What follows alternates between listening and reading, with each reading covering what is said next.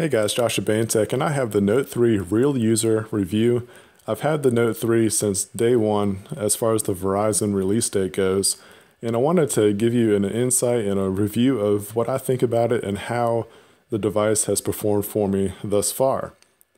Now, I've had this phone since day one, and it's been my favorite phone that I've ever owned, period. Like, I can't get away from it. I've tried to use the Moto X when it came out.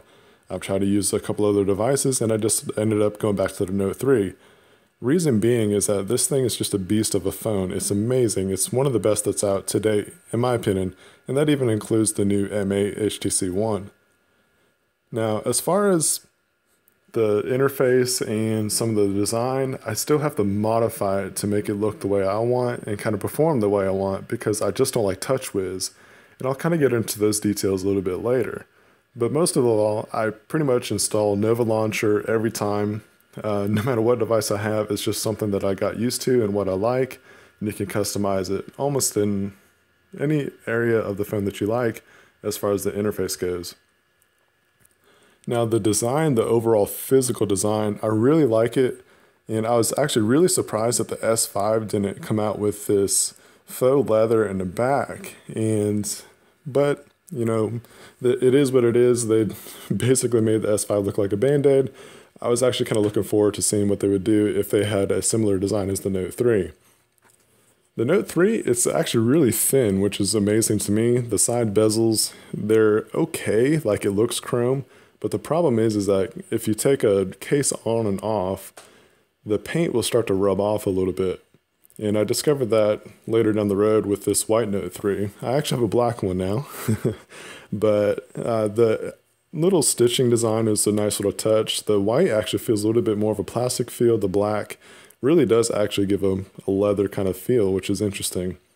And they did that with the white because mostly to refrain from getting any kind of stains. As far as performance goes, the performance is actually, I'd say it's on par, but there's some areas where it kind of lags. The lags that you will notice would be like the lock screen.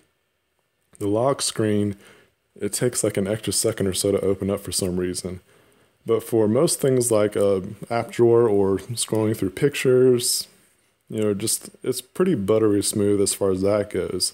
So I'd say the performance is probably like an 8.75, almost a 9 out of a 10. And you can kind of see, like with this kind of normal operation kind of stuff, you're not going to notice much of a lag.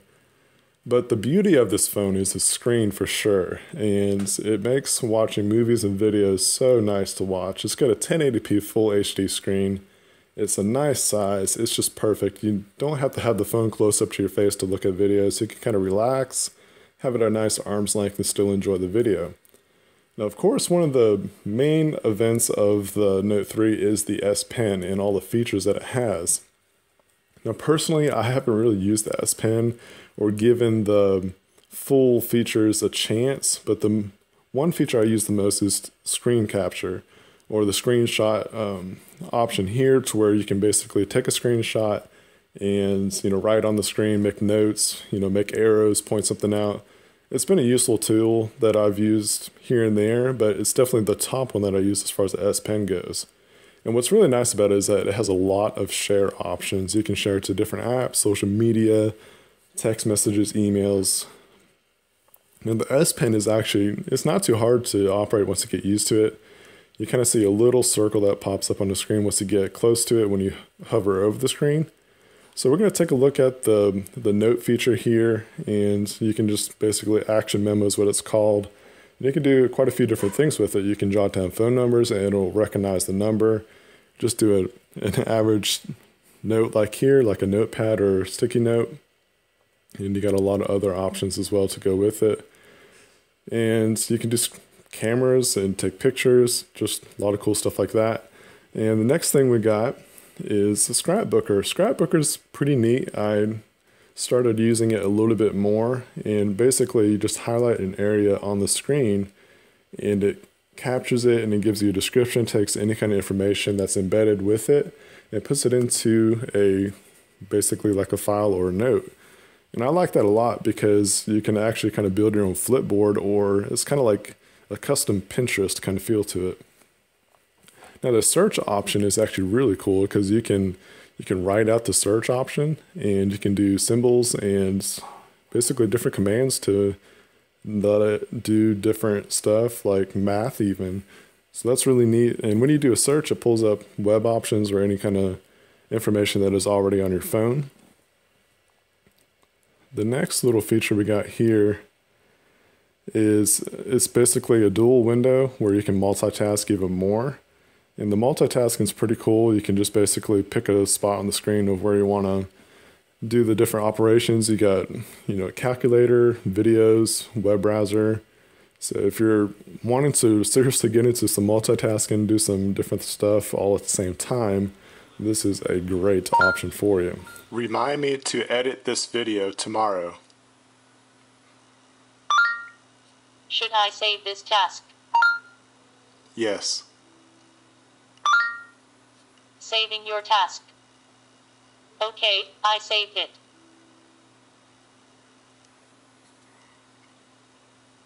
Hi, Galaxy. Find the nearest pizza store. Here's a list of places I found. Hi, Galaxy.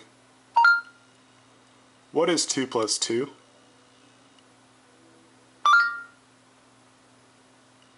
Four.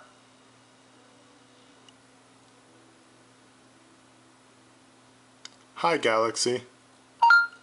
What was the score of the Super Bowl?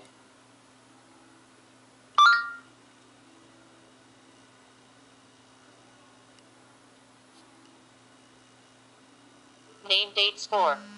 Super Bowl XLV February 2nd, 2014. Seattle Seahawks 43 Denver Broncos. Super Bowl XLV. So S-Voice has its uses, but I would say it ranks number 3 out of Siri and Google Voice or Now. On moving to the camera. Now the camera is probably one of my favorite features of the Note 3. It's by far the best camera phone that I've ever used. It's just really, it's amazing the quality that comes out of it. Now you do have to learn how to use it. It's not just a simple point and shoot. If you learn how to tap the screen and go about, just really making the camera work for yourself, you can really come out with some amazing footage with videos. You can actually do 4K with this thing. Unfortunately, it's only 5 minutes worth of what you can get, but it's still just amazing quality. I think it's the first phone that came out with 4K capabilities as far as recording goes, and the picture quality is just as good. It's just amazing what you can really do with this stuff. I've taken some really cool pictures. You can get creative with it. I like some nature stuff, just kind of abstract looking things as well. So as I'm kind of going through these different camera features and options, I'm just going to talk about my experience with it. And you can look on the screen of all the options. There's a ton. Actually, I don't think I've used even half of the features that the camera offers, but the half I have used has just been really nice. Again, it's my favorite camera that I've used thus far. Up until this point, I recently got a DSLR, but before that point, this was actually the best camera I've ever owned. I'm really impressed with the camera. It's definitely a 10 out of 10 by far. It's the best camera that's on the market that I've used. Now, I know there's some new phones coming out like the S5, we got the HTC M8, and one's coming later this year. But I really think that this thing is going to hold up even to those phones. There's still some features that I'd like to try out with the camera, and I'll probably have to do another video on that, just the camera itself, just because there's so many options. And I think it'd be a good video to do, to kind of just walk through all the options and see what's available. Actually tangible, practical stuff to do with it, and not just talk about it. So let me know in the comments if you think that's something that you would like to see, the Note 3 camera features.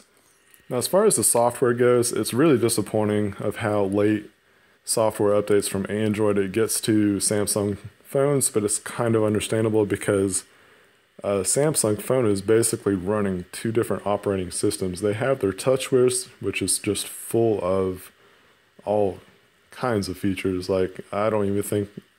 It's amazing to me if anybody could even use all the features that these Samsung phones offer. But then you also have Android itself. And currently it's only on Jelly Bean. KitKat still hasn't made it. And even then, I root my devices, so I'll have to wait for even that to be able to be an option for me, because I have to have a rooted device. It's just part of my nature now. I just don't like stock. I like to get rid of things on the phone that I don't want or need to help free up that space. And actually rooting helps the performance out a lot, because you get to get rid of that bloatware. You can increase the performance and such. Now the keyboard is another feature that I just don't use on TouchWiz, so I end up downloading like SwiftKey. So again, there's just a lot of features that I try to get rid of, but there's a lot that you keep, and it just helps out the performance, which it's kind of like disappointing that you have a beast of a phone, but you still have to kind of tinker around with it in order to really make it work the way it should, in my opinion. Unfortunately, this is a Verizon phone, and Verizon doesn't really play nice with the root community, so it's not an unlocked bootloader. If it had an unlocked bootloader, that would just be an amazing day. You can get the developer edition, and yeah, it's okay. I'll live. I have this rooted, and I'm running exposed framework modules, and it just kind of works for me that way. Now, as far as gaming goes, like, because of the really awesome screen, you're going to get some nice gameplay. Here's Flappy Birds. I can't stand that game. It's like, whew, about through my phone.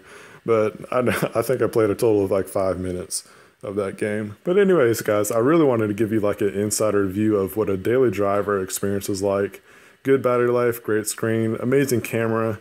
There's some, minor flaws here and there that's about the phone. But overall, I really like this phone.